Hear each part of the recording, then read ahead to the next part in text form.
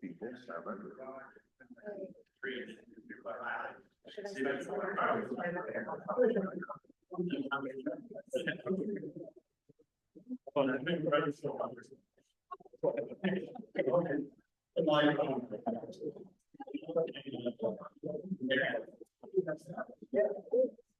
Let everybody in. Yeah. We met. Oh, yeah, good to see you. Good to see you. Thank you. Now that we're bringing it up. Right, on this, yeah, but you're gonna make sure the screen is at the other. Yeah, I saw it.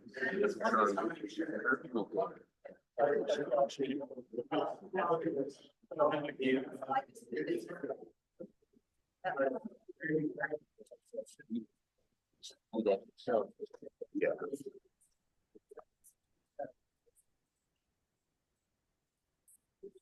yeah. Yeah.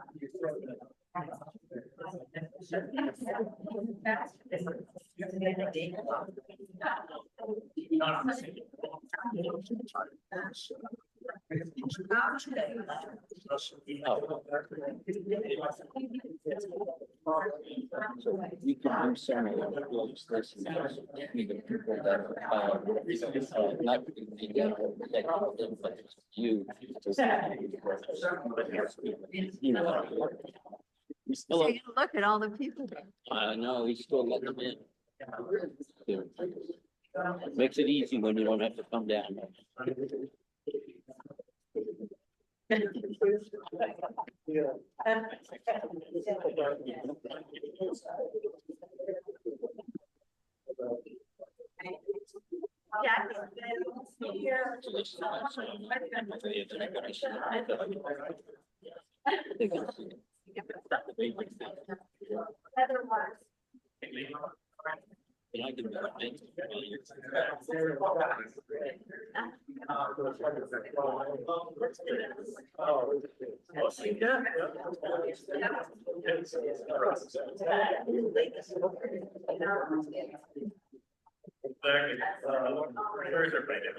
So Supreme College, I don't know you feel that's, yeah.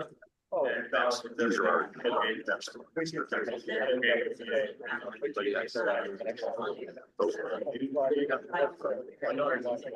Good, right?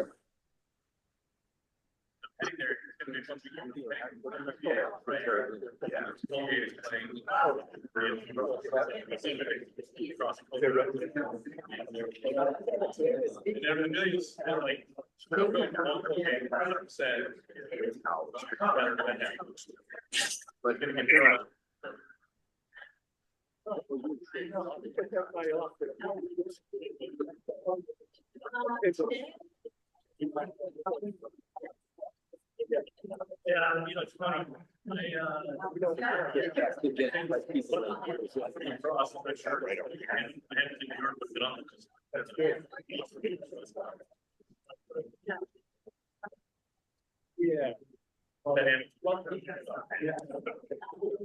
Get out of the process. We'll get started.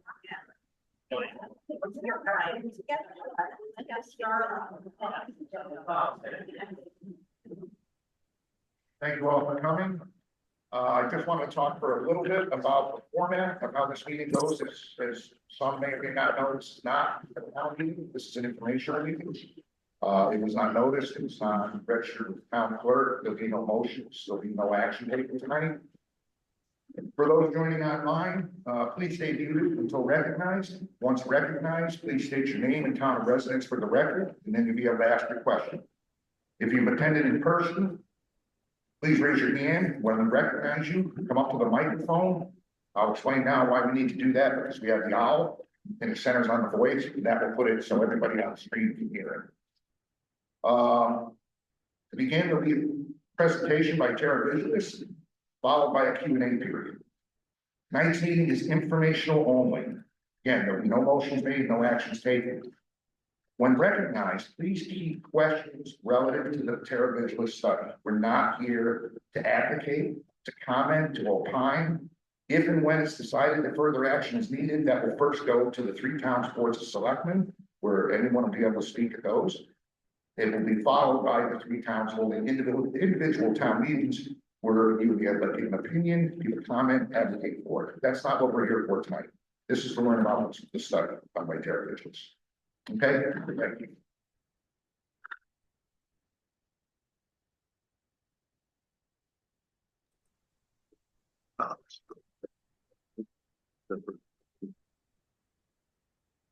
Tim, is your team here? Would you unmute and you want me to share the screen? Charles. We'll be sharing a couple of different things, a video as well as a presentation. So I'll share those after Tim does a couple of introductory remarks. Tim. Okay, do I have good comms now? Beg your pardon? Can you hear me okay now? We can. Okay. So I'm Tim Tyre and this is Charles Lupke. This is 2 of the members of our 3-person team that were out there now for almost 2 years. And let me start by thanking the citizens in your community for treating us with such kindness and hospitality. It's really been a pleasure to work with you. So we want to brief you on the results of survey Tim, can I ask in you, Lake. Go just ahead. want to ask you to pause for a second. We can turn up the audio on the owl. Yeah, tell me when you're ready. Okay, thank you.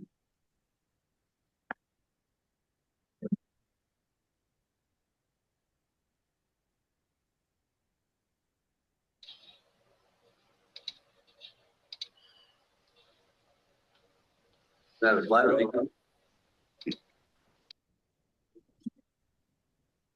Go ahead, Tim. Okay, is this a little better now? Yep.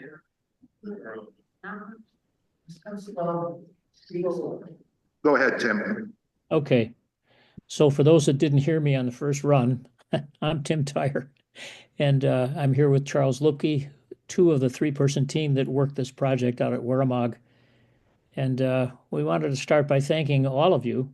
The whole community out there treated us with kindness and great hospitality over now what is almost 2 years of looking at the waters of Lake Waramaug. Our organization tonight for this briefing includes showing you a brief video, runs 3 minutes, which shows you video imagery of wakeboard boats, both on the surface and subsurface impacts of wakeboard boats in surf mode, and then wakeboard boat impacts to the delta up in the northeast corner of your lake. Then we're going to walk through a short slide deck of about 10 or 11 slides, which will give highlights of the study. And then we're going to show you the exact same video once again, because it may be easier to digest what you're looking at after you've heard the data. So that's the format.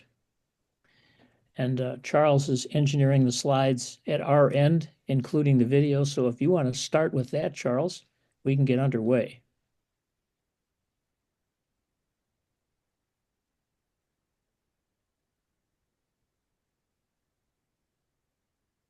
You should be able to see the video titled Lake Waramaug Wave Impact Study.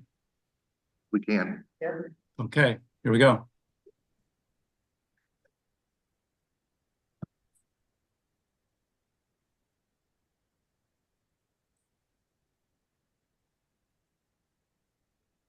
Are you getting audio? No.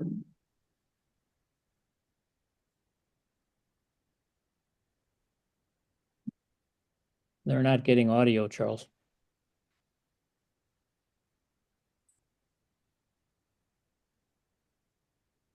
There's probably a feature I got to turn on.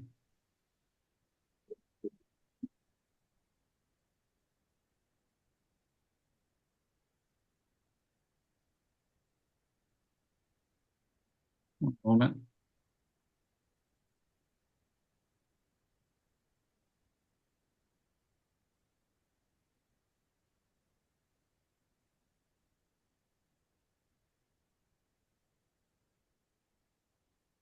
There we go. We'll try it again.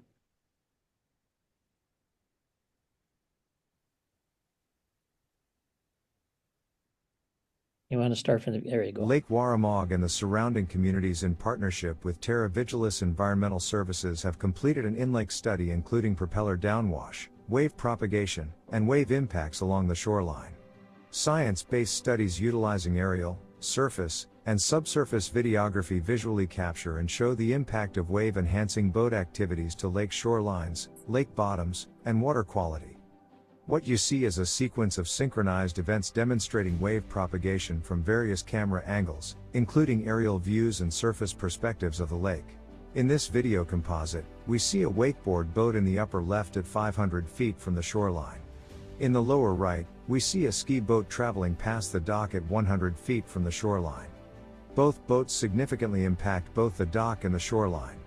This side-by-side comparison clearly illustrates that a greater distance than 500 feet is necessary to achieve the same wave height and energy produced by other vessels passing the dock at 100 feet from the shoreline. In addition to wave propagation, wakeboard boats also produce subsurface effects. Here, a wakeboard boat in surf mode passes by a buoy which is attached to a system of cameras placed at different depths below the surface of the lake. This sequence of synchronized events demonstrates wave energy at different depths below the lake surface. As we focus on each view, the movement of the streamers along the vertical pole becomes visible as the wakeboard boat passes overhead. At a depth of 26 feet below the surface, the energy from the propeller downwash causes sediment to be redistributed over the attached brick. Wakeboard boats that throttle up at the buoy generate an even deeper and more powerful propeller downwash. The propeller downwash from other vessels do not impact streamers less than 10 feet from the surface as the prop wash is horizontal.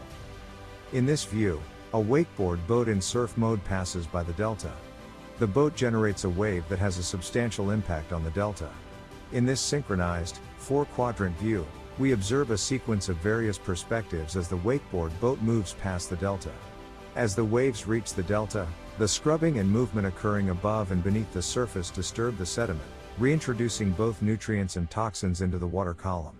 Whether it is implemented as guidelines or ordinances, lakes need to do what is best for their lake and the community that uses it.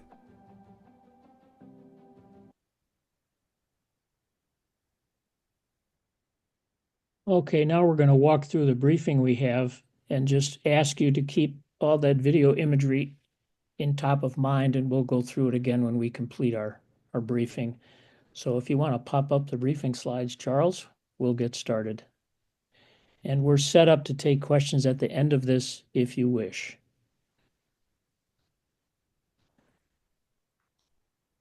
So we're going to discuss, Charles and I, back and forth with you, what we were retained to address, which is the impact of large displacement waves on Lake Waramaug. This was a 3-phase study which began with a community survey you probably all participated in. And then there was a second phase that addressed surface wave impacts, and a third phase that looked at subsurface impacts of those waves. So we're going to give you the principal findings associated with those 3 phases, including the survey, in addition to both the surface and subsurface impacts. So in phase 1, and this was already produced and reflected on your own website, we did a survey of lake residents and their attitudes regarding the recreational use of your lake, that is, how it is used, your specific safety concerns, the awareness of the community about wave-enhancing vessel impacts, and then how much awareness there was about regulatory options to manage and protect your lake. In particular, we asked questions about whether people were aware of local and state boating regulations. We were also interested in testimonial or objective reports of residents of the lake in the community observing safety issues regarding vessel use on the lake. And then we specifically looked at what kinds of vessels are used on your lake, which allowed us to craft a study design which compared the primary vessels that are in use that are of concern. The most frequent vessel in use on Lake Waramaug is water ski boats. Then there were cruising boats, and finally, in a much smaller percentage, wakeboard boats, in particular in surf mode, which is what produces the large displacement wave. In phase 2, we studied, using that comparative design, the kind of wave propagation features that were being produced by a wakeboard boat in surf mode compared with a water ski boat. The cruising boats it was such a non-significant wave propagation that it really didn't deserve the time and expense to study that as well. These were the two principal things we looked at and compared. And then finally in phase 3, we looked at something that has now caught the attention of research groups across the country, which is the impacts of large displacement waves from wakeboard boats in surf mode under the surface, the energy which is being projected downwards because of their bow angles and powerful engines. There are vortices that push down through the surface, and we wanted to see how far that went and document it in a way that could be easy to understand. So those were the 3 phases that took us about 1.5 years to get completed. So what did we find in the survey? 1, we found that there was fairly substantial concern across the community for the effects of large displacement waves. Everything from impact to dockage, to vessels on the surface other than a wakeboard boat, canoeists, kayakers, and then the impact towards people that were wading if large waves came in. So there was concern for large displacement waves, focused in part on testimonial responses about safety. 2, there was a large percentage of the residents on your lake that were completely unaware of subsurface impacts of large displacement waves and propeller downwash. That's not an uncommon thing. Wakeboard boats in freshwater lakes in the United States have only been around for about 10 years or so, and it's only in that short increment of time that people have, to begin with, noticed and become concerned about surface impacts, and then only more recently have a research team started looking at what happens underneath the surface. 3, a large percentage of your residents were unaware of any of the local, state, or federal regulations that actually govern safe boating practices. Only a small percentage of the people on Lake Waramaug have ever taken a boater safety class, for example. Finally, the majority of residents who responded to that survey, and we had good response numbers on that survey, the majority supported some sort of enhanced statutory regulations to ensure safety on your lake and to protect the waters of the lake. So that was a survey. That's where we started. That helped us craft the things we were going to look at, which again focused on safety and large displacement wave impacts, both on the surface and the subsurface of your lake. So in phase 2, in short, what we found is that there were notable differences in the characteristics of the waves that are produced by wakeboard boats in surf mode as opposed to a conventional water ski boat. That is in part attributable to the fact that the way the hull design of these boats and their use on the water occurs, a water ski boat planes. And so the energy pushed away from that boat and beyond the stern of the boat stays near the surface. A wakeboard boat in surf mode is ballasted. There's a bow up angle, a powerful engine, and so there's a downwash and a displacement effect which produces a very large wave. So in short, the wave characteristics are fundamentally different. We found that wave heights for wakeboard boats in surf mode were anywhere from 2 to 4 times higher compared to conventional water ski and cruising boats at same distances from the near shore. 3, we did wave energy calculations And as that video showed you, and again, we'll show it at the end of the brief, to get a dissipation effect similar to what would happen at 100 feet from a dock in a water ski boat, you have to be 500 feet away if you're in a wakeboard boat in surf mode. That has implications for the buffering distances. So how far away do people want to make recommendations about keeping large displacement vessels from shoreline or dockage? The stuff that we looked at on your lake and studies that have been done with a similar interest, which include engineering and study groups in the Midwest and the Southeast, the MAR group at the University of Minnesota, the water environmental consultants down in Georgia, they've all found the same things that we were finding on your lake. So phase 2 basically told us and showed us there's a big difference between the waves and the characteristics of the waves that are produced by wakeboard boats in surf mode as opposed to conventional water ski boats. Phase 3, we took a look at what happens when that wave energy goes below the surface, and we compared a water ski boat with wakeboard boats in surf mode. Our studies have established that a 26-foot propeller downwash impact for wake boats in surf mode occurs.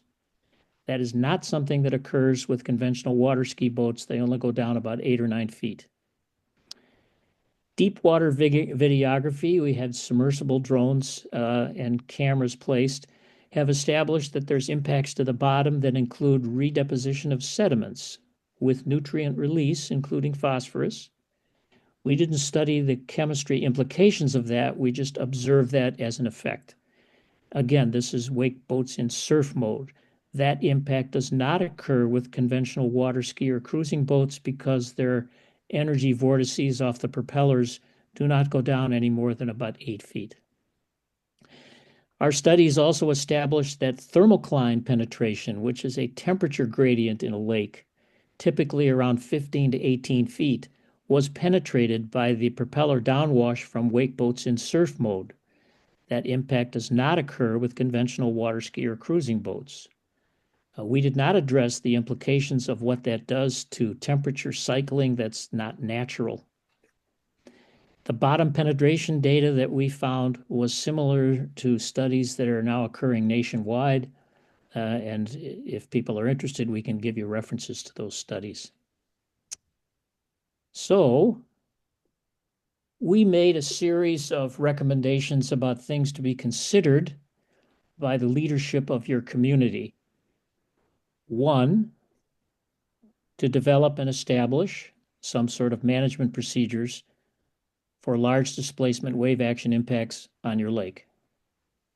Two, to develop and establish management procedures to assure a 500-foot minimum distance from the near shore from other vessels or shore structures, and in particular sensitive areas of the lake that are shallow for wave-enhancing boating activities. Three, we recommended that your leadership develop and establish designated areas of the lake that are very sensitive, and particularly those are shallow areas, to be protected from sediment redistribution, as you saw in the video, and we'll show you that again in a minute, from wave-enhancing boating activities. Four, it appeared to us it would be wise to develop and establish educational programs to address public awareness of large wave impacts to the surface and subsurface environments at Lake Waramaug. And finally, this came up in the survey data. We recommended that you develop and establish management procedures for the proper use of personal watercraft that operate on Lake Waramaug. There were many testimonial observations about personal watercraft getting too close to other vessels. So those were the principal recommendations that we offered for consideration by the leadership community around Lake Waramaug. And while all of this is settling, it would be good, I think, unless Charles has some comments to make, that we could go through that video once again, and you can look at it again against this information in the back of your mind.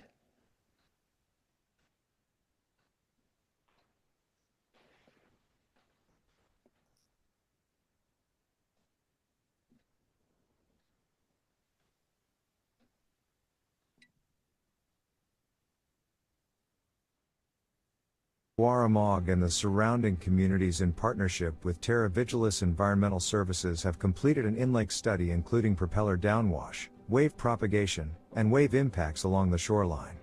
Science-based studies utilizing aerial, surface, and subsurface videography visually capture and show the impact of wave-enhancing boat activities to lake shorelines, lake bottoms, and water quality. What you see is a sequence of synchronized events demonstrating wave propagation from various camera angles, including aerial views and surface perspectives of the lake. In this video composite, we see a wakeboard boat in the upper left at 500 feet from the shoreline. In the lower right, we see a ski boat traveling past the dock at 100 feet from the shoreline. Both boats significantly impact both the dock and the shoreline. This side-by-side comparison clearly illustrates that a greater distance than 500 feet is necessary to achieve the same wave height and energy produced by other vessels passing the dock at 100 feet from the shoreline. In addition to wave propagation, wakeboard boats also produce subsurface effects. Here, a wakeboard boat in surf mode passes by a buoy which is attached to a system of cameras placed at different depths below the surface of the lake. This sequence of synchronized events demonstrates wave energy at different depths below the lake's surface. As we focus on each view, the movement of the streamers along the vertical pole becomes visible as the wakeboard boat passes overhead. At a depth of 26 feet below the surface, the energy from the propeller downwash causes sediment to be redistributed over the attached brick. Wakeboard boats that throttle up at the buoy generate an even deeper and more powerful propeller downwash. The propeller downwash from other vessels do not impact streamers less than 10 feet from the surface as the prop wash is horizontal. In this view, a wakeboard boat in surf mode passes by the delta. The boat generates a wave that has a substantial impact on the delta. In this synchronized, four-quadrant view, we observe a sequence of various perspectives as the wakeboard boat moves past the delta. As the waves reach the delta, the scrubbing and movement occurring above and beneath the surface disturb the sediment, reintroducing both nutrients and toxins into the water column. Whether it is implemented as guidelines or ordinances, lakes need to do what is best for their lake and the community that uses it.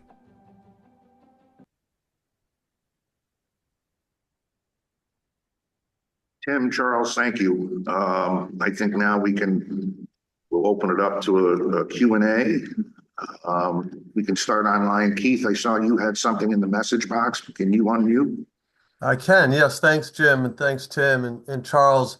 My name's Keith Angel. I'm a Washington resident and taxpayer. You are using my boat, Tim, for much of this work. One of my boats, and launching from my property on 47 West Shore. My boat is in the video. Thank you. Thank you. Yeah, I know, and we've met.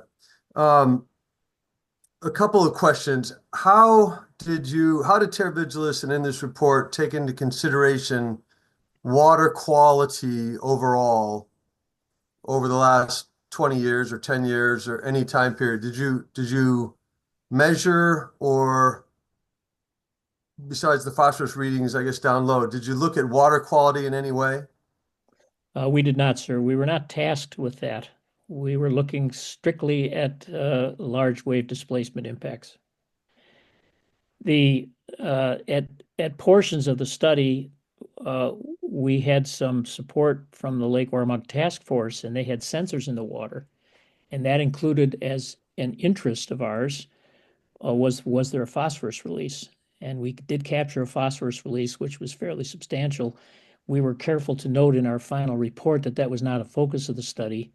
It would need some additional study to really understand what it means, but it's certainly a finding that people ought to be addressing. And Tim, did you calculate usage or census in any way? I thought there was Terra Vigilis people at the lake through the summer measuring how often this occurred.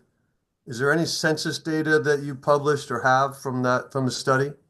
We were asked to look at boat count survey data that was independently done from our group by the Lake Waramaug Task Force. They had an intern that was doing a boat count.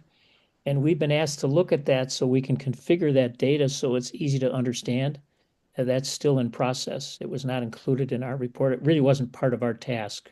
And so the usage, or how much time of an annual cycle that actual surfing was happening on the lake was never measured? No, sir, it was not measured by our group, no. Okay. And the third piece, we measure versus a 100-foot ski boat. Having been on the lake for over 60 years, we know that the lighter wake boats that are, or I'm sorry, ski boats that are 2,000 pounds, you also have tubing that goes on, and tubing that's been going on for 30 or 40 years with heavier boats, also at 100 feet. Those produce obviously a larger displacement, a larger wave. Where did the idea that a ski boat wake is acceptable or the standard versus a tubing wake that's been acceptable for the last 60 years on the lake? Who made the decision that a ski boat wake was acceptable at 100 feet and that's why 500? If a tubing boat went by that weighs 3,000 pounds instead of 2,000 pounds, it's a larger wave. It's been acceptable for 60 years. That similar wake would be a 200-foot for surfing, right? So who made the conclusion that a ski boat wake was acceptable, wake is not acceptable? That's been on the boat on. Mhm. So that's a good question. There are multiple questions. Let me see if I can take them one at a time. First of all, it was not our intent to say something is acceptable or not. This was a comparison index. And all we were saying with the data was that the amount of energy that's being displaced, if you're 500 feet away from the shore in a wakeboard boat in surf mode, you get dissipation of energy comparable to what happens with a water ski boat in a planing hull configuration at 100 feet from the shore. We didn't specifically look at tubing.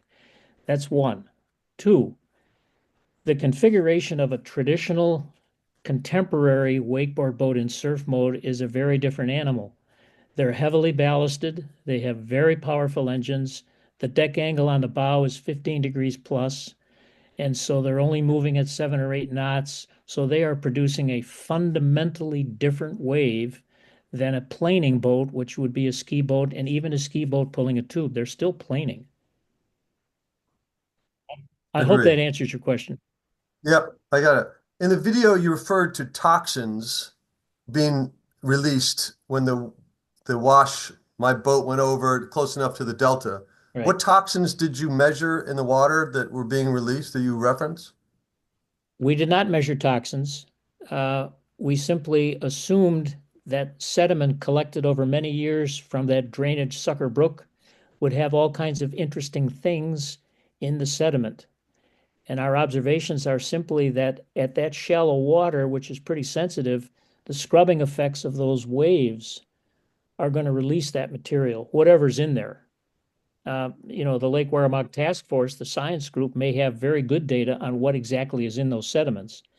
In Wisconsin, for example, where Charles and I both reside on lakes, from the 1920s until the 1970s, they used a product called arsenite to manage weeds in the lakes. That's in the sediments in the Midwest lakes.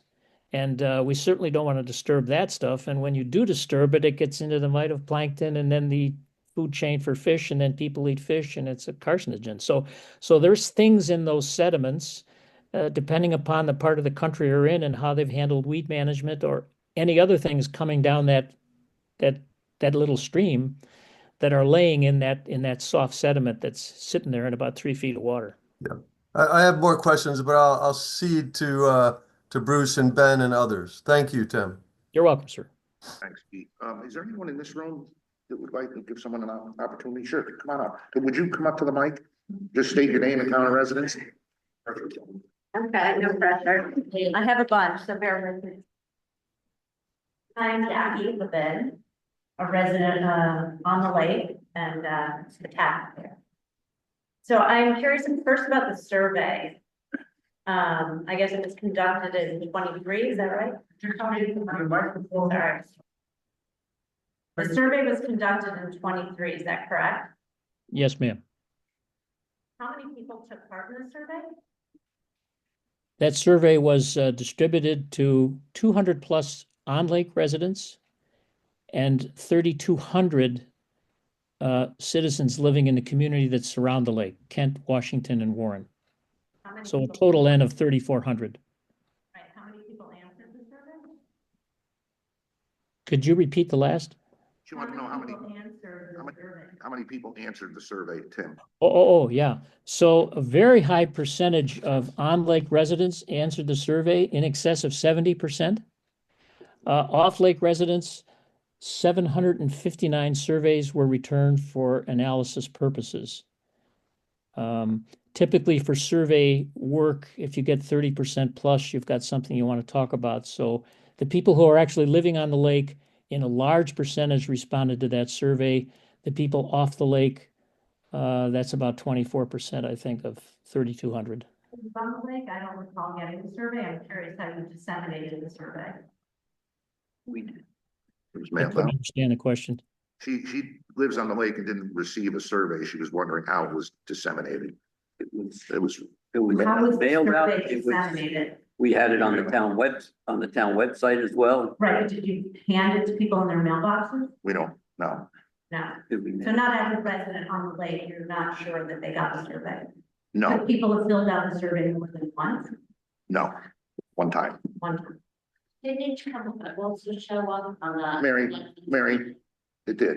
It was on the selectmen's agenda. It was posted on each town's website. It was sent out in each town's email blast. It was pretty well noted. And hard copies were here. And hard copies were here at each town hall. I'm just curious. Sorry, bear with me, if you will. How many boats are on the lake currently? Do we know the usage? I do not know that. Lee, you got any? No, We don't. we don't. We know how many wake boats are on the lake? We don't. We don't. It said they're doing a study right now. I didn't see it. Yeah. Oh, No, they're doing it now. It's not completed. Oh, They did a boat count, but it's not completed. so we don't know the percentage of wake boats that are currently on the lake. Correct. How much did the study cost? It was about 45,000 total for all three towns. Decided to dedicate that money to study. The townspeople of all three towns. People voted on that? They vote on every penny. Okay. Yep.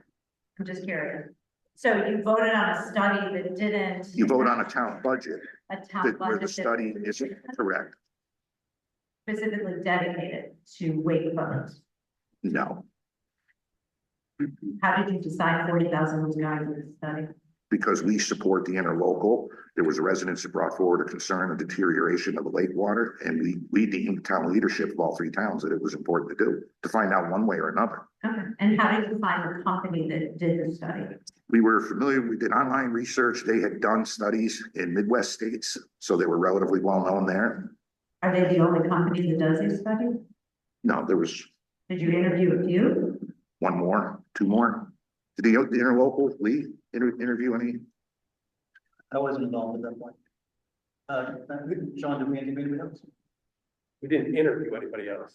So you want. did not. one company, the only company. Correct. And I'm just curious, so for $40,000, this company observed these effects, but didn't study the chemistry Correct. and did not study the implications. Correct. That was not within their purview. The three towns have always relied on the interlocal as the science arm to study the chemicals. The inter what? I'm sorry. Interlocal. Okay. So that's. That's the three towns. Mhm. I'm just curious. I don't wake board. I don't have a wake boat. I sit every morning and look out at the beautiful lake, and I'm just, for the record, obviously concerned about the health of the lake. But what's most important to me as a taxpayer and a community member, that there's that this is very public and that there's transparency on how this has taken place. And I just wonder if the state has been brought into this. Sure. So were you here when the meeting started? Yes. So you heard my remarks. We're talking only about the study, not your opinion, unfortunately, of taxpayer money. There'll be additional opportunities I for that. understand. So I'm just curious though. But How. you understand it, but you're not following it. No, I'm following. We're not gonna waste time, Okay, okay? don't waste my money. You have Okay? the right So to what I'm vote at a asking town is, meeting. Was the state brought into this? and other environmental agencies. DEP was brought in, DEP. DEP, and so why weren't they the ones who found a company to do the study? Because while they oversee the lakes and the water bodies, the responsibility lies with the bordering towns. Thank you. You're welcome. There was Bruce online. I didn't want to forget. I got Bruce, unmute. You're okay. Can you hear me now? Yep. Just a couple quick questions. I think you said that your findings were consistent with the literature that you're aware of out there on these issues. Is that right? Yes, sir, I did say that. Are you aware of any studies that find that wake boats operating in surf mode do not create the impacts that you found? I am not. And in addition to looking at the environmental concerns that you've discussed, am I right that, I mean, you mentioned safety at the beginning, but you did not look at the issues of the myriad of safety issues raised by wake boats, that is their effect on canoers and swimmers and things like that. That was not, or property damage to docks and things like that. We did not look at that, although I made reference to that in the literature review that I prepared as part of the final report. And we looked at a couple of what I decided were very, very well-organized engineering and science firms that have done similar studies. One that's actually out in your neighborhood down in Georgia had done a series of similar studies in Georgia. And they did focus on safety concerns specifically, among other things. And that was referenced in the literature review. And in fact, stand by one. This is out of the Water Environment Consultants report that was done down on Lakes Rabun and Burton in Georgia in 2021. Quote, this is part of their executive summary. As detailed by this report, wake boats in surf mode produce much higher waves than typical cruising or water ski craft. They also produce longer, more energetic waves. The increases in wave heights and wave lengths caused by wake boats increase the risk of injury or fatal accidents in these lakes through several possible mechanisms. These mechanisms include increased risk of swamping of small crafts that have got low freeboards, which in turn increases risk of drowning or injury. 2, increased risk of falls overboard, which also increase risk of drowning or injury. 3, increased incidence of cruising boats slamming into waves, resulting in passenger injury. And 4, increased incident of vessels being pushed or slammed into docks or shoreline bulkheads, which increases the risk of injury or death for people near the vessel. That was one of the studies that I found from an organization that we determined was properly organized with scientific integrity that looked specifically at what you asked about, which was safety. What was the name of that organization? That is the Water Environmental Consulting Group in Mount Pleasant, South Carolina. Okay, thank you. You're welcome, sir.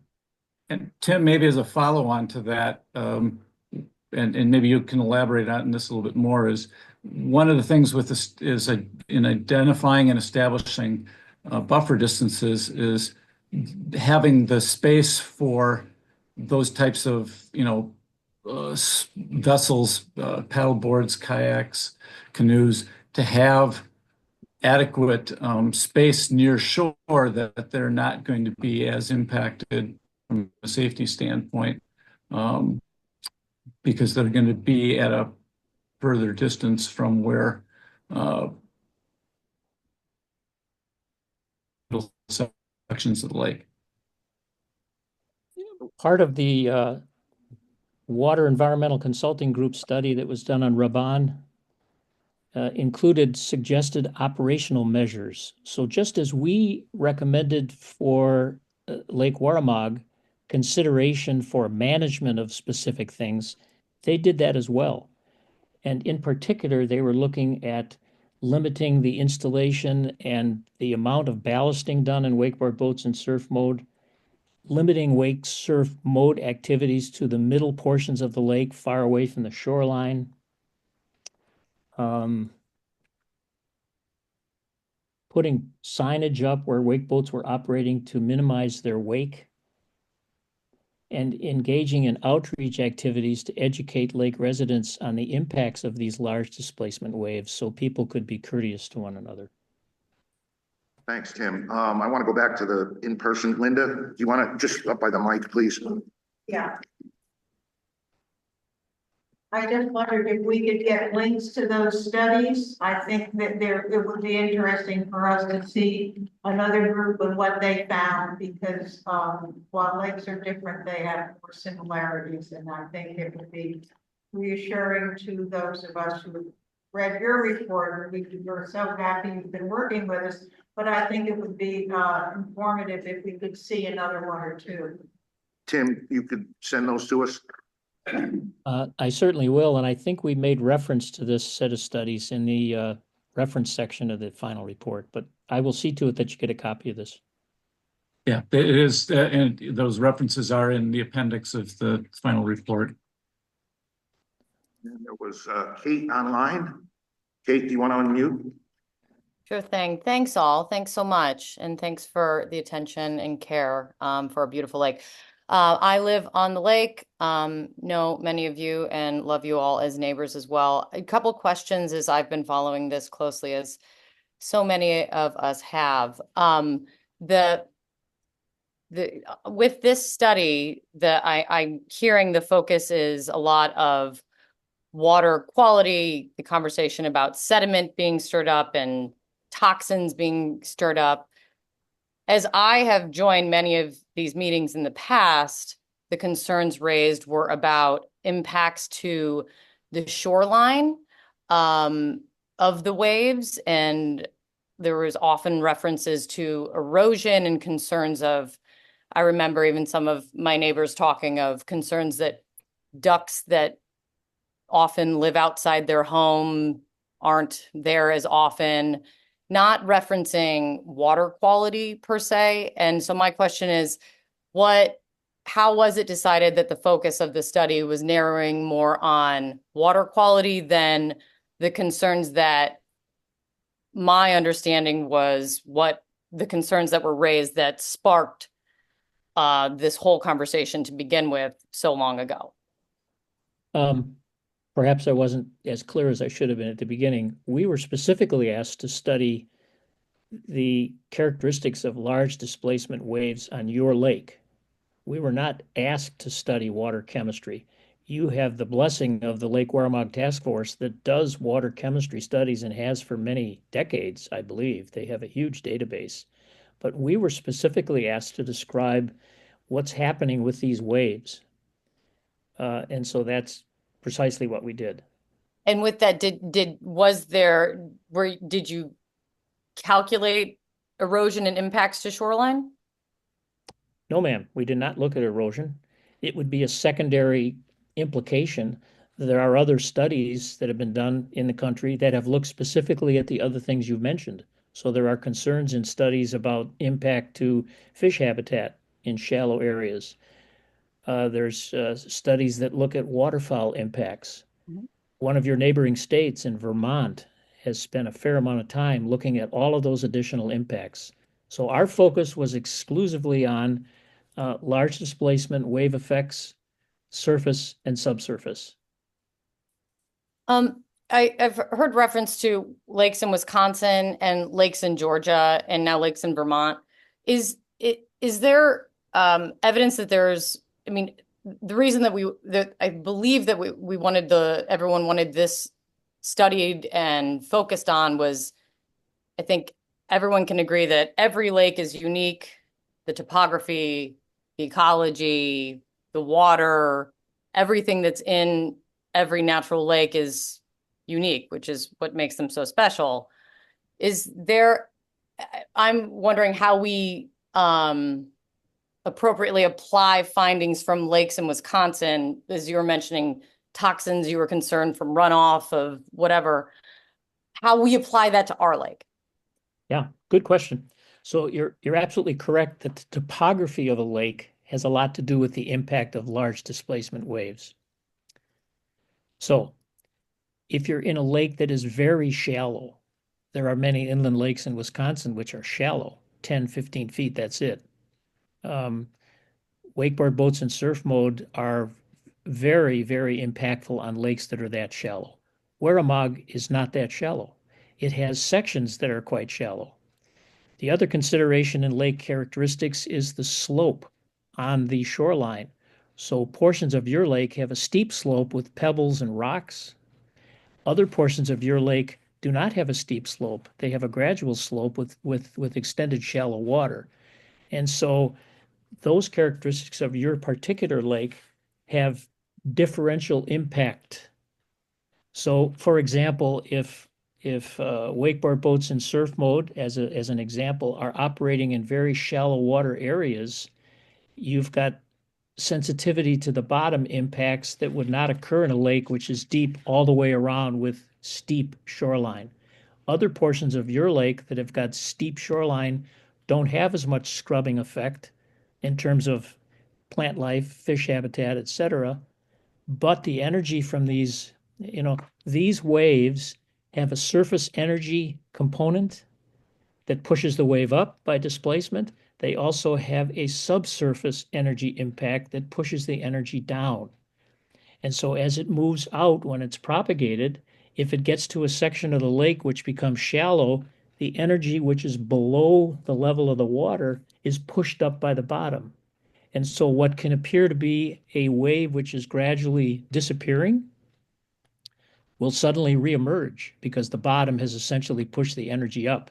And then it can slam into a dock or a boat or somebody wading, etc. So it depends a little bit on the area of the lake where there would be an impact. Right. So what I'm hearing from you, which is so important to hear, is that with each lake being unique, when I am hearing findings from lakes in Vermont and findings from lakes elsewhere, I need to know, I just want to know what it means for my lake. I'm sure I care about everyone's lakes, but I care about the findings in my lake. So I'd want to know if that toxin you mentioned that raised my eyebrows that you were mentioning in the lakes, the beautiful lakes that you have in Wisconsin. I don't know if that's in my lake though, right? Because I need to know what's in my unique lake. Right. So if I lived on your lake, I would do two things. I would find out what's in the sediments. I'm sure there's data available that'll tell you that. That was not part of our study. And the second thing I would look at is the bathymetric of your lake itself, which is the bottom characteristics, how deep it is in various places. The minute you get into very shallow areas, 10 feet or less, you're going to have much more impact from a wakeboard boat in surf mode, as example, producing this great big displacement wave than you would have at a deeper part of the lake. And you mentioned that we're doing a count there, that accounts being done, and which then can apply to how many boats are, how many wake boats are on the lake at any time. I have one of those boats. I barely ever have it in a wake surf mode. I use it with my young children, which you may have seen jump on the Zoom as well to say hello to everyone, because we like tubing and teaching them how to ski. But when is that count, do you think, going to be available? Because that seems to be kind of an important aspect of all of these decisions. Mm-hmm. Well, we're working it now. It's not complete. Do you have an estimated time of delivery? Let me just say a month. Gotcha. Thank you so much for all of your work. Yes, ma'am. Thank you, Kate. We'll go back to in person.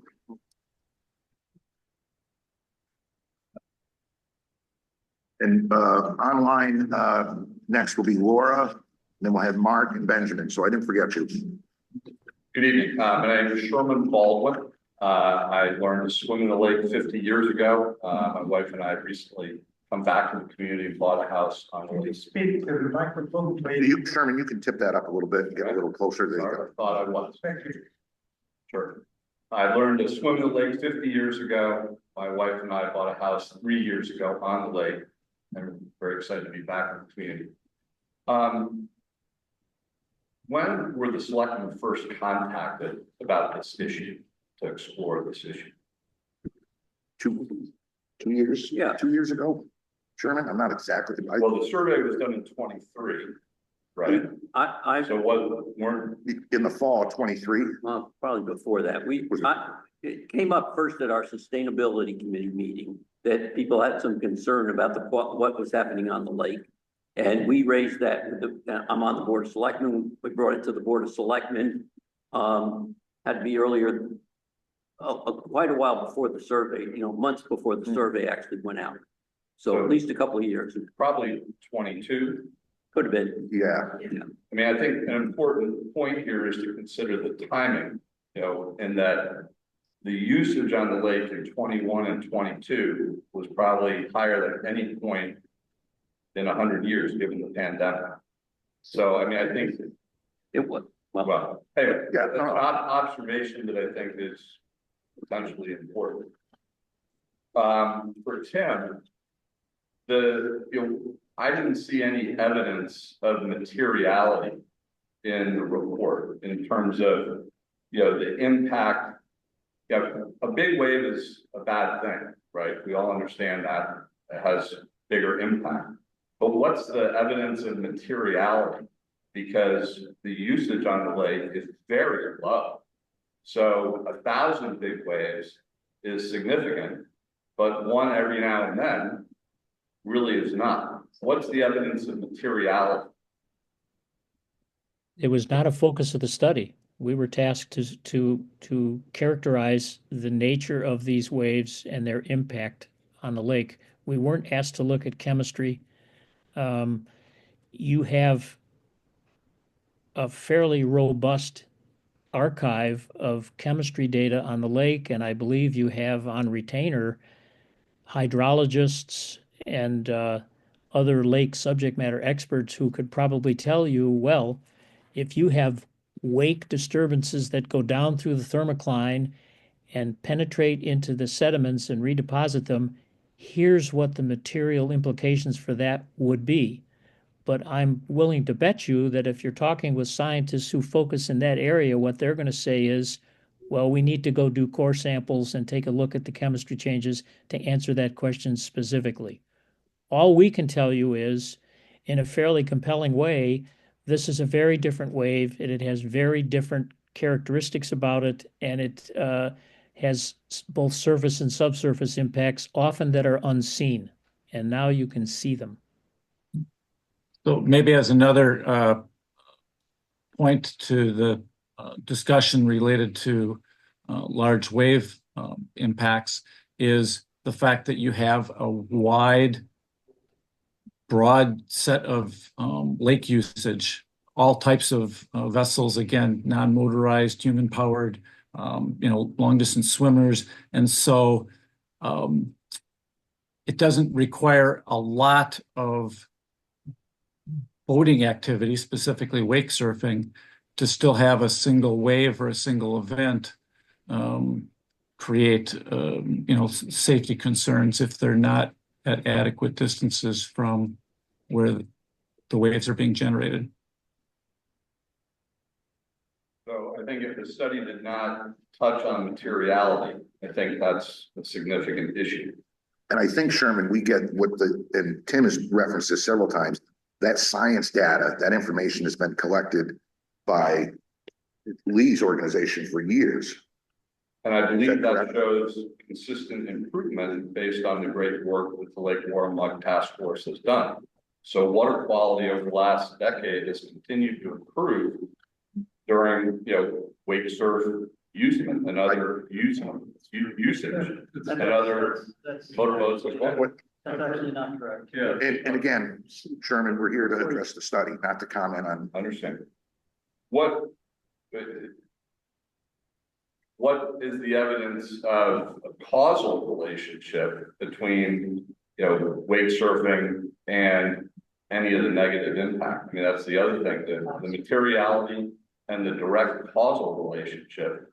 There are a lot of other things, whether they're just natural wind that, cause significant waves on the lake. but I think that would, again, be determined by working with the task force, the science arm. Let's back up one sec, because frequently you hear from audiences the notion of wind waves being the same thing. They're producing shoreline impacts, et cetera, et cetera. Wind wave is a very, very different set of physics. It requires fetch or long distance to produce enough energy to basically create a friction effect. It does not have a substantial subsurface impact at all. And its subsurface studies just in the last 3 or 4 years in the whole wakeboard boat arena that have brought to the attention of people, oh my goodness, there's things we didn't think about, things we didn't see that we now know are occurring. What are the implications? I don't think that piece of the study efforts across the country has really gotten underway. What got underway to begin with was what people could see, which was a very different wave, much bigger, and it had impacts on other boats and shorelines, and that's what was studied initially. Our group started looking at not only that, but the subsurface features, because we know about the physics of waves. And that's when we began to understand and document in ways that are compelling with imagery that there's scrubbing effects. It would be up to a hydrologist to be able to say, well, if you scrub the bottom and you get redeposition of sediments, and this is what's in the sediment, this is the implication for it. I don't know how long wakeboard boats have been operating on your lake. I don't think it's all that long. So maybe there's an aggregate effect, maybe there isn't. I don't know. All we can tell you is it's a very different wave, and it has substantial impact both on the surface and subsurface, different from other waves that are produced by the traditional vessels that operate on your lake, which are water ski boats and cruising boats and kayaks and sailboats. Different animal. More quick question. Who exactly was involved in developing the survey?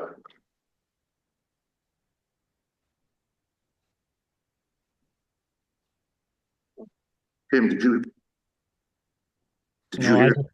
no. They said who was involved in developing the survey? Our team, myself primarily, I crafted the questions. I mean, for the record, I feel a lot of people that I've talked to felt that the questions were very biased towards. Okay, again, Sherman, please. And then is it correct that lake residents in a 2-to-1 margin, suggested or were more supportive of voluntary guidelines? I think It so. was a very high percentage of lake residents who wanted to have voluntary guidelines. That's one of the reasons we crafted our recommendations in the way we did, which is some effort should be spent to consider this and manage it. So quickly, I want to go back online to Mark. He's been waiting. Mark, you want to unmute? Sure. Okay. Hi, my name is Mark Rogg. Thanks for putting this study together. It was pretty fascinating. I had kind of a question, and I'm sort of stuck on the 500-foot, 100-foot wave impact. Being a hobbyist of all things water, did you measure at all wake boats, surf boats in particular, are designed so the wave is very pronounced on one side or the other side, depending on how you have the boat set up. Did you come up with any data that, on the actuated side, a wave is this, you need to be 500 feet. On an unactuated side, you need to be 200 feet or vice versa? Do you have data on, left side versus right side wave propagation, basically? Mm-hmm. Yes. So go ahead. Go ahead. All right. So the measurements that we did were basically a symmetrical wave, but in guidelines and things that we've seen on other lakes is, again, not only the recommendation for being in deeper water out towards the middle of the lake, but also to have the tabs or the wave shaping devices so that the surfing is done towards the middle of the lake as opposed to towards the shore. Well, it would seem to me if you have a small wake on the left side of the boat and a large wake on the right side of the boat, you would not want to be centered. You would want to be, if you're heading north and you're pushing your wave to the right, you'd want to be far from the shore in that direction. So a unilateral flight path with, an non-symmetrical wave isn't logical from a, impact on shoreline, calculation. And, I was a little struck on, you said, there's, very few wakeboard boats and majority are ski boats. Now, Lake Waramaug, there's the boat that you generated the 100-foot picture on is a tournament ski boat, which is designed for the smallest wave possible. Most of what's on pleasure lakes, on Lake Waramaug is a V-hull runabout. So a V-hull runabout, 21-foot V-hull runabout, America's favorite boat, has a pretty significantly different wave than that 100-foot tournament ski boat that you kind of used for A-B. So again, I'm struggling with, you need to be 500 foot on a symmetrical wave, which they're not, versus a 100-foot tournament ski boat, which is not really what's there, tubing, skiing, cruising. So, 500 feet equals 100 feet, but we've got some fuzzy math from what I can see. A couple of comments. First of all, if you spend time on the search engines on the internet and look at the marketing that's being produced for wakeboard boats that can be used for surfing, you will see a focus upon more powerful engines, computer-generated capacities to shape waves and move them left or right, technology which ultimately can produce even more substantial displacement waves. Then it gets into an issue of the operator of the vessel being a responsible person. In our work on other lakes in the Midwest, what we've said to associations, et cetera, was, well, if the lake is wide enough and deep enough, encourage people to shape the wave so that it moves away from the shoreline. Whether that's port starboard depends on which direction they're going and the size of the lake. But I can tell you that the technology is improving with a specific focus on larger waves, more powerful engines. The typical classic water ski boat inboard engine is about 250 horsepower. The present wakeboard boat engine systems are in excess of 500 horsepower and more, not to include the ballasting numbers. So it's a fairly significant difference in the technology and its interest in producing larger waves. And, I guess draw your own conclusions when you see these waves, knowing now they have both surface and subsurface impacts. Well, what is that going to do to the lake? Your info on horsepowers is off. I'm in this industry for a living, and average ski boat's about 380 these days. Average surf boat's about 430 horsepower wise. But I am absolutely in agreement with you that the boats are getting bigger and bigger, and obviously a 1,000-acre lake doesn't necessarily make a beneficial fit with a 10,000-pound boat. Rules are rules, and I don't understand why we haven't designated flight paths, north and south, that would make the least impact on someone's dock or someone's waterfront, etc. There's lots of good community-based setups there that can do that, but I just want to make sure when we're using math, we're using accurate math. Data is data, and it's I'm an engineer by degree, and I love numbers. Got it. Most places in the world, 200 feet from shore is the number. If you look, 200 feet from shore is the number for wave propagation in areas that have done it for regulatory bodies. 500 is a number I've not seen yet. Mark, I'm going to stop you. We're away from the question. You're getting into what town did you live in? New Milford. Thanks. Someone here?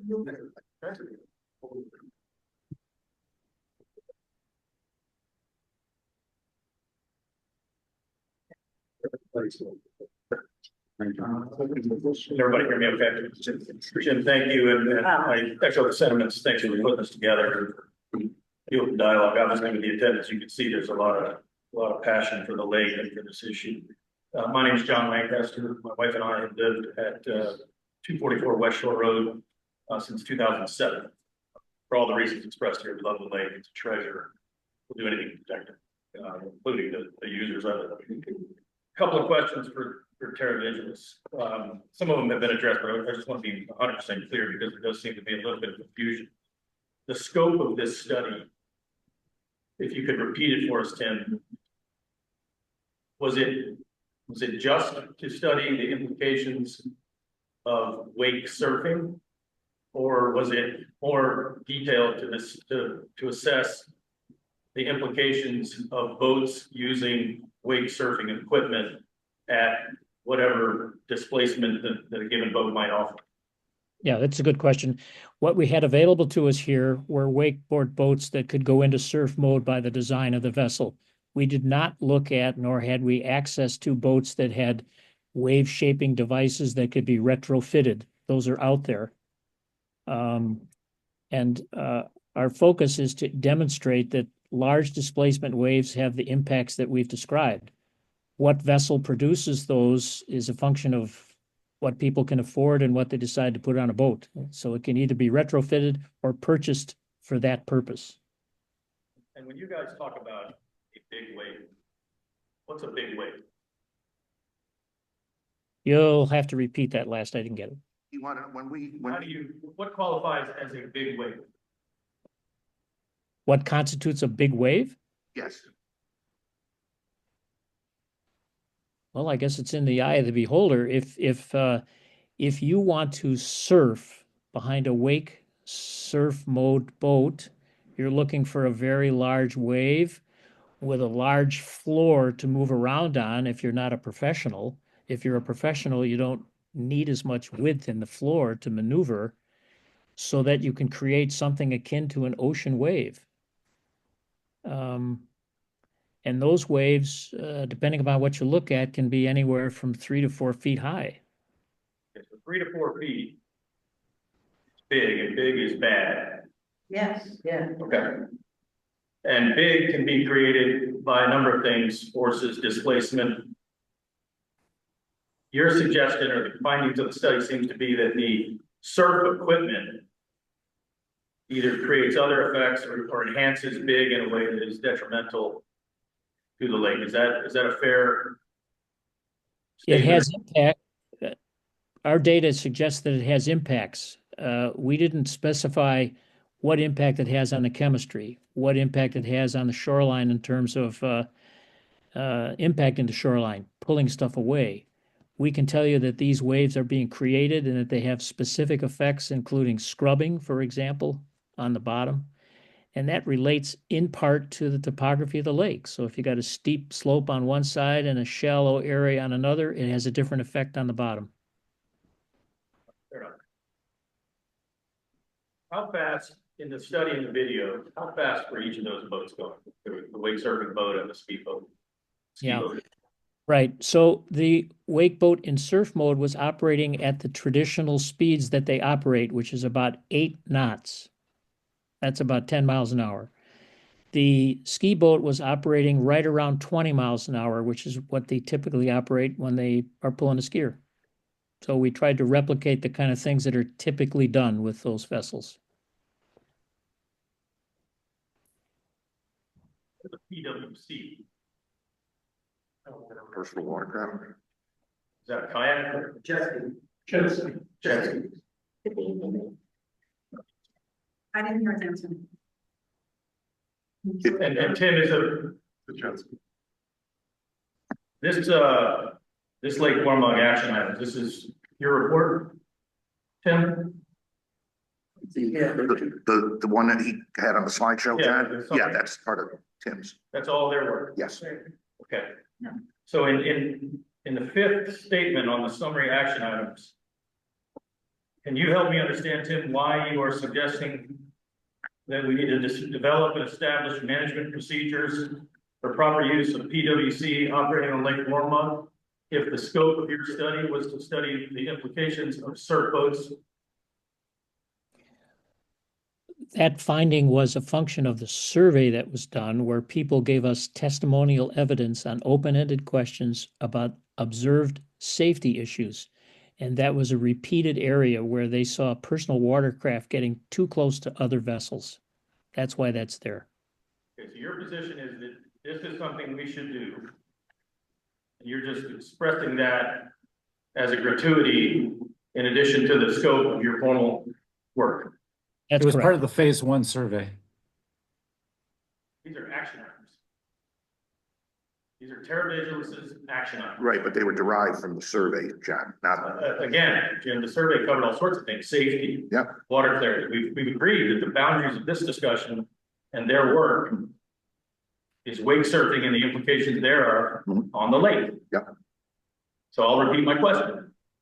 Why are you addressing PWC's in a report commissioned to study with taxpayer money the implications of surf boats? Because part of the study was the survey and the input. You don't want to accept that, but it was. Well, I don't want to accept that because the study that was commissioned without money was specifically limited to surf boats. The survey led to all sorts of derivative. The survey was part of the entire process, John. It was the first phase.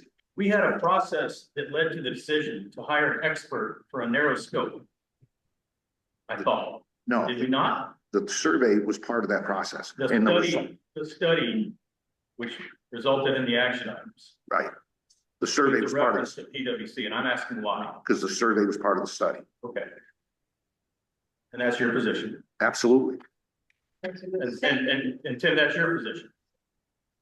Well, we reported out what a large percentage of residents on the lake and in the surrounding communities said was a safety concern, which was the conduct of personal watercraft on the lake.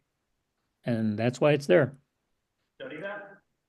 Your folks out there said, hey, we're concerned about personal watercraft and the way they're operated on the lake as a safety issue. It's right in the survey. Was it in your body of work? Did you study it? Only, Yes. only to the extent that we reflected survey data, that's all. John, I want to give an opportunity to somebody else. I just want to make one comment. No comments. These are One questions. question. One question. What's your question? Is there any action or considered deliberation or policies regarding PWC's on Lake Waramaug being considered by the selectmen or by Terra Vigilance? Absolutely not. Absolutely not. Absolutely not. The next part of this process, as I pointed out, is it goes Next back. up. Well, it goes back to the boards of selectmen. We have to digest all of the entire study. We have to talk with the other towns in the 3-town region. It's all going to be listed if it's on the agenda for the Board of Selectmen, town meeting, any of those discussions to take place then. None of those have taken place to date. When will they be taking place? It won't be the next selectmen's meeting, I can tell you that, but it will. But it's on the docket. It will be on the posted agenda, absolutely. Jim, I stood before many in this room, 2014 to 16, talking about a restriction for the no wake zone. We've now segmented this lake into non-motorboats and motorboats. The knock-on implications of that, and I've observed it over 15, 20 years I've been here, is additional density. We have to consider the derivative effects of any of these policies. And I appeal to the selectmen to be very careful because the derivative implications of any restriction, one last point, and I will stop. Wake surfing is the safest activity that I observe on the lake. It happens at low speeds. Sir, sit down, stop grandstanding, really. This is not within the scope of quite Q&A. I agree, get him off. If he's going to make a speech, each one of us can make a speech. That's not what this meeting is for. Let him talk. Let him. No, he's grandstanding, absolutely. Just state the rules. Everybody stay muted, please. Can we hear from Benjamin online? Yes, thank you very much. My name is Ben Schwartz. I've been a resident on Lake Waramaug in New Preston on West Shore Road for about 22 years. And I'm also a board member of the Lake Waramaug Association. I was very happy to hear that as part of your study, it was shown that the respondents were in favor of voluntary guidelines agreed by the LWA, LWTF, and LWF on proper use of wake-enhanced boats. As part of your study, did you determine if there has ever been an accident on Lake Waramaug involving a wake boat in surf mode? Just Nothing was reported to us. I've had several calls on it, incidents relayed from residents, people knocked off the docks, people have knocked kayaks, things like that. No police reports, Benjamin. Yep. That I'm aware of. Okay. And for the video that showed the sediment being kicked up by the boat in surf mode, how deep was that, and at what speed was the boat moving? The water there is about 3.5 feet deep, and the boat was moving at about 8 or 9 knots. Well, there are two different parts of the video. Yeah, but the video that showed the sediment being kicked up that may or may not be toxic, that we don't know because there was no study on water quality, which I think is great. That was 3 feet. Or if there were two parts of the video that showed sediment being kicked up, can you please let us know the depths of the water during those two scenes? Now I understand. Now I understand the question. So at the very end of the video, you're looking at the delta, which is up in the northeast corner of your lake, which is an I'm familiar, yes. Okay, so that's about 3.5 feet deep there. 3 to 4 feet deep.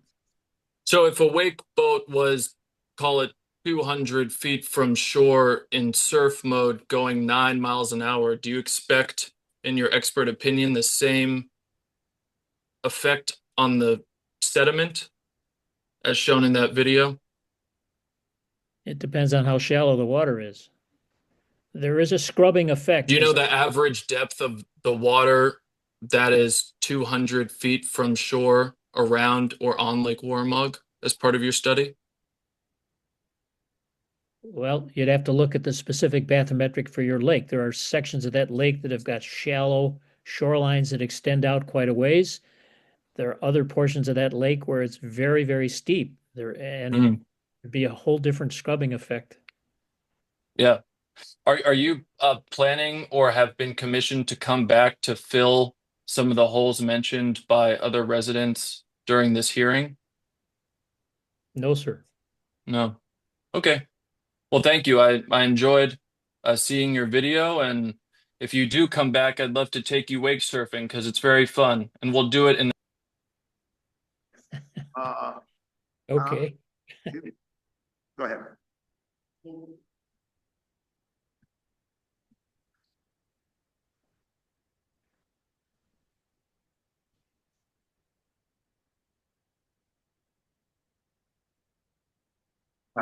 My name is Tom Edwards. I'm the chair.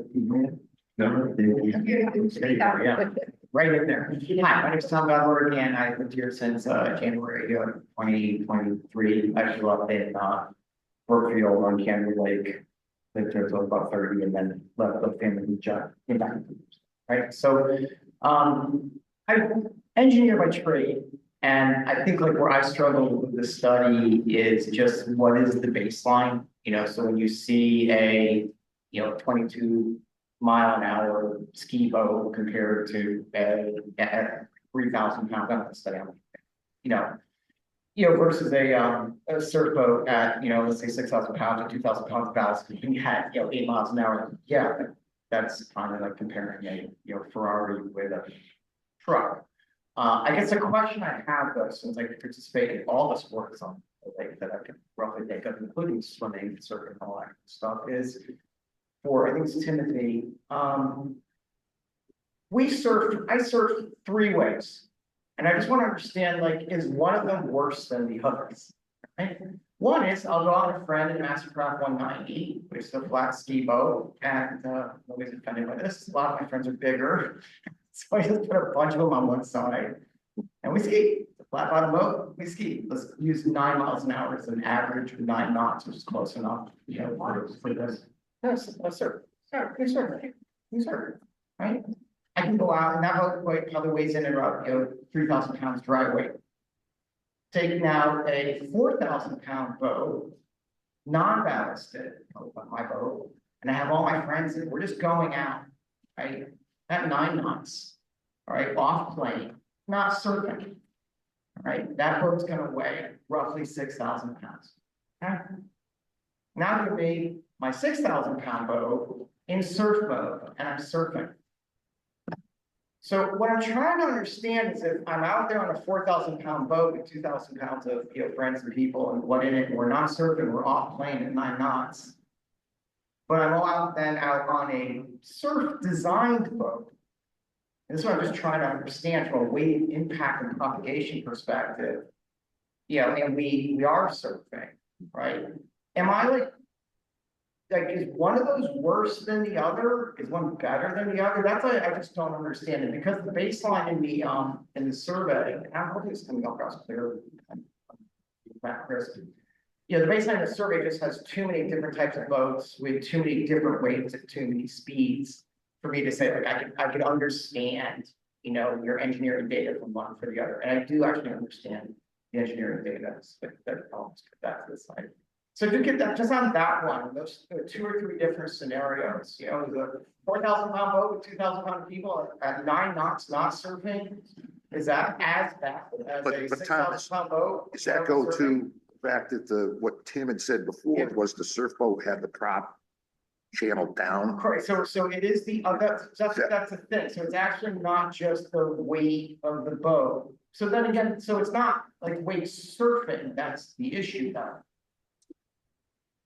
Right? Because I can surf off a 3,000 pound boat with 3 heavy guys in the back, and I can surf off a 4,000 pound boat, right, without all that stuff. I'm just trying to understand what engines we're actually saying about wave propagation, and are we actually talking about wave propagation, or are we talking about a sport? No, not the sport. That's what I'm trying to understand. Not the sport. Right. And if I was ready to tour, there's been 16 years on a lake in Wisconsin, exactly the size, and actually everything Tim did say about the depth of the lake and shallow and how quick it comes up. Like, if you're in, I'll just comment, if you're in a deep part of the lake that gets shallow very quickly, those waves are going to come up on you. You might have a much worse experience than somebody even like 200 yards up from you who has a different configuration. That's just the nature of it. Anyway, thanks, Tom. Thanks. Anyone else here? I'm not seeing any more in the box, so thank you folks for coming out. Just to let everyone know, I believe Greg LaCava was online, first selectman of the town of Warren. I know Marty Lindemeyer was. If more time is needed, they are going to host similar meetings, and Tim and his team will come back online. So please feel free to email myself or any of those selectmen, and we'll make sure more meetings get scheduled to answer all your questions. But thank you all for coming out, and we appreciate it. Tim, thank you.